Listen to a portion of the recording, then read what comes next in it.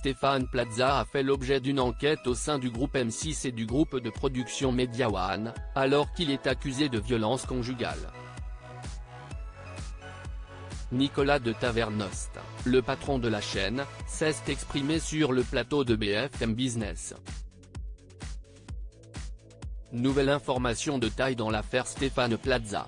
Alors que l'animateur de M6, qui rappelons-le est à la tête d'un véritable empire, est visé par une enquête pour violence conjugale depuis le début du mois d'octobre après que 3 anciennes compagnes l'ont accusé de violence, elles ne sont que 2 à avoir porté plainte.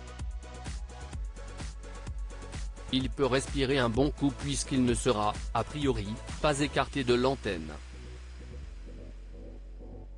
C'est ce qui a été annoncé par nos confrères de BFM TV, qui ont reçu sur leur plateau, BFM Business, Nicolas de Tavernost, le patron de la chaîne. Ces 2 enquêtes n'ont donné aucun élément qui justifierait une sanction contre Stéphane Plaza.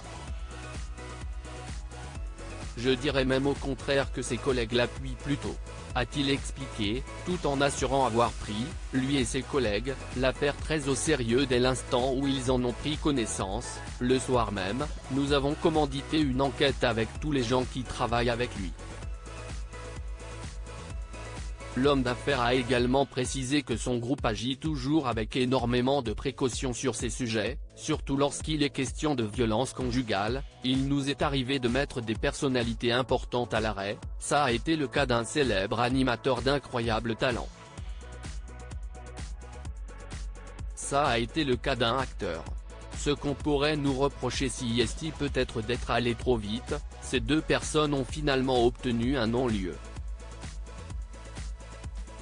Il n'était en revanche pas question pour Nicolas de Tavernost de commenter l'affaire. Il ne nous appartient pas de nous substituer ni à la police ni à la justice pour prendre une décision, nous attendons les conclusions de cette affaire.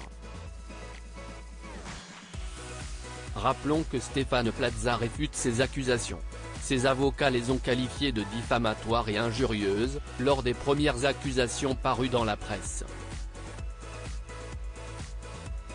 Pour l'heure, l'enquête poursuit son cours.